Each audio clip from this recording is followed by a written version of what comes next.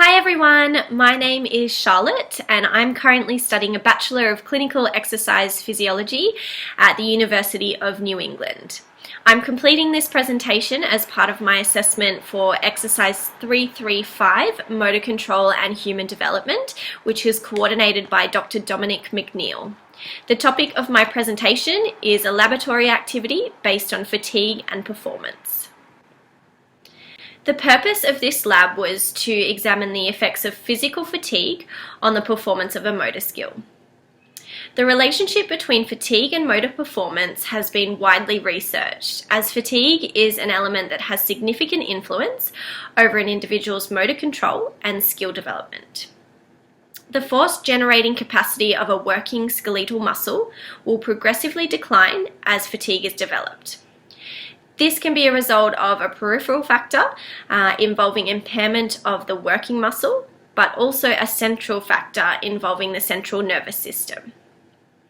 This has been explored in various papers, for example, Mewson and colleagues 2006, Rodriguez and colleagues 2009, Aman 2011, and Cottel and colleagues 2013, among others.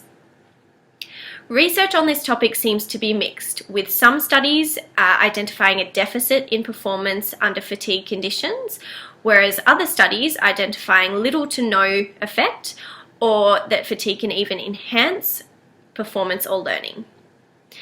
General conclusions suggest that with increasing levels of fatigue comes increasing deficits in performance.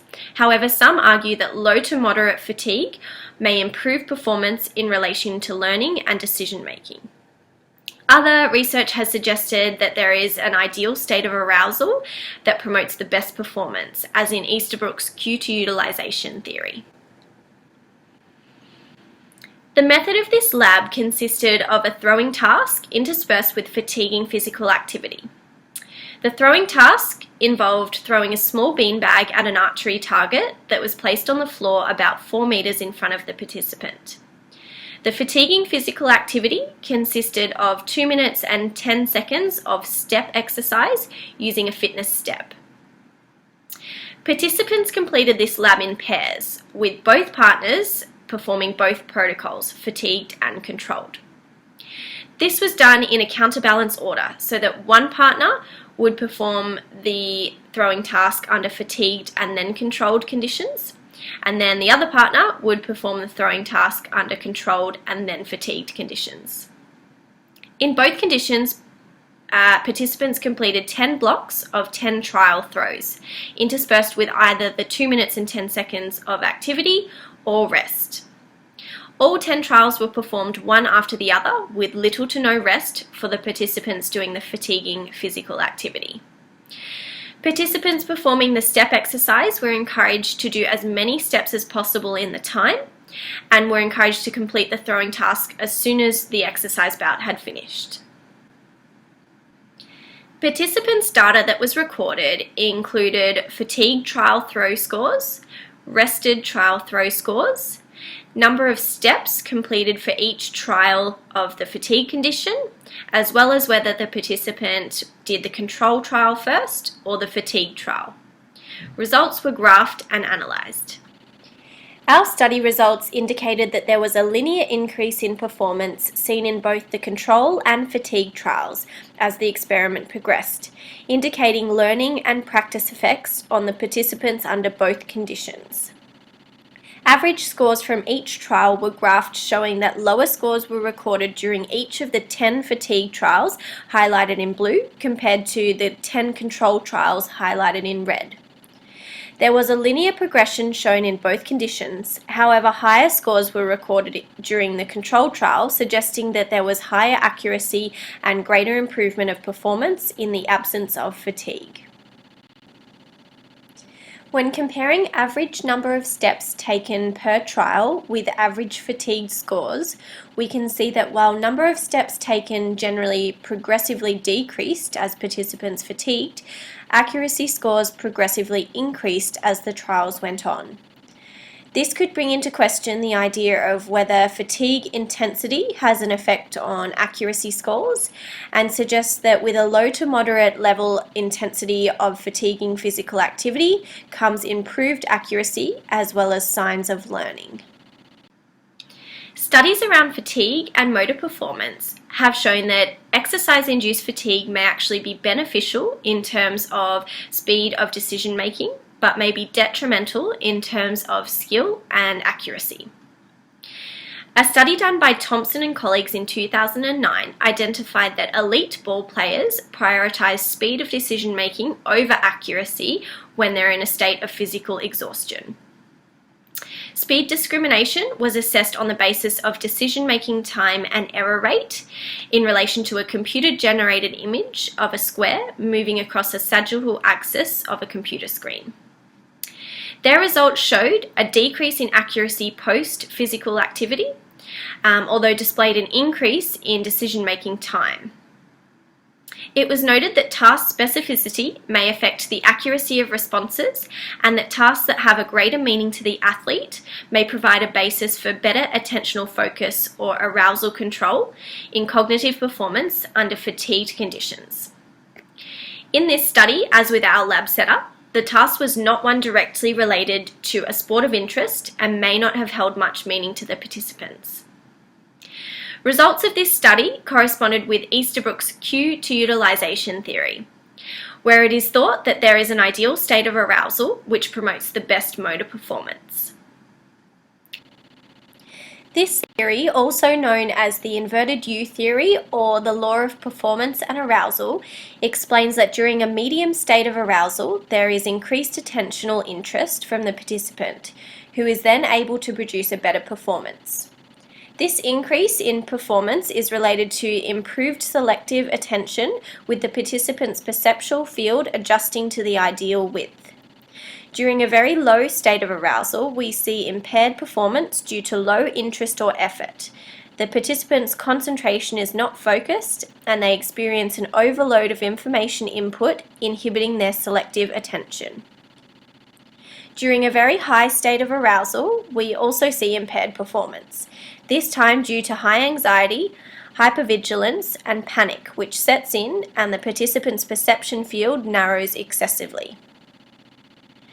Flicking back to our lab results, we saw a progressive improvement of performance over the 10 fatiguing trials, suggesting that participants never got to a very high state of arousal, as we would have seen a drop in scores toward the end of this trial.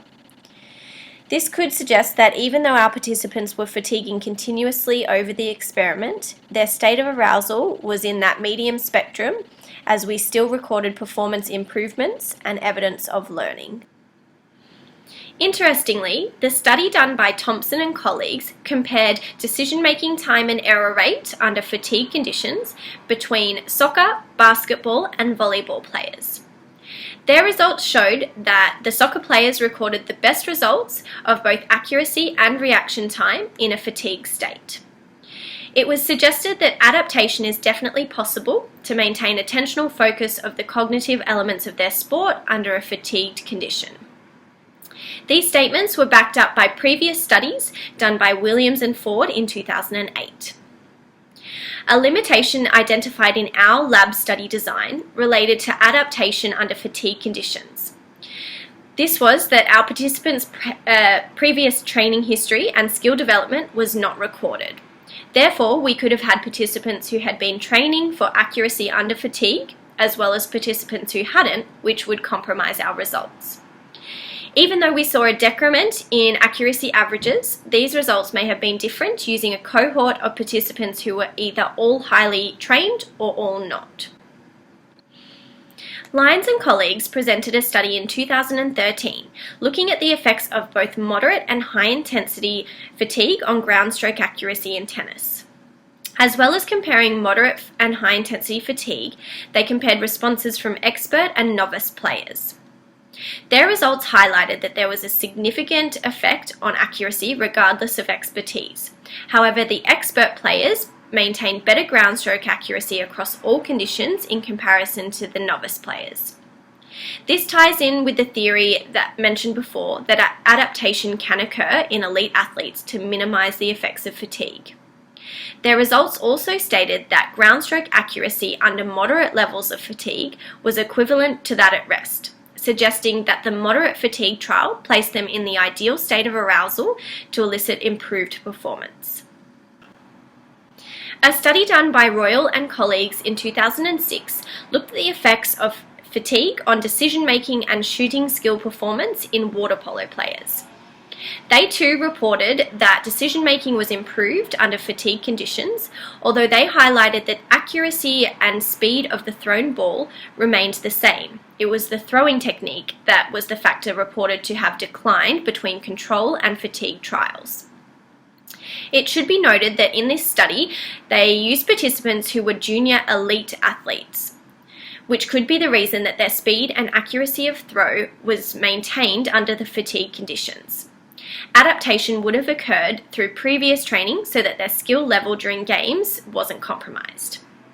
During our lab, throwing technique wasn't considered, and so we didn't record any data as to whether participants changed their technique as they fatigued, which could be an interesting future investigation.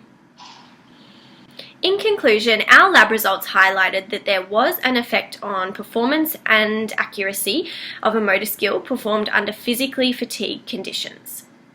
Average results highlighted that the control trial produced higher scores than the fatigue trial. However, under both conditions, we saw improvements through practice and learning. We can suggest that participants sat in an ideal state of arousal to elicit increased performance. However, if the experiment had continued with more trials, we may have seen a decrease in accuracy scores.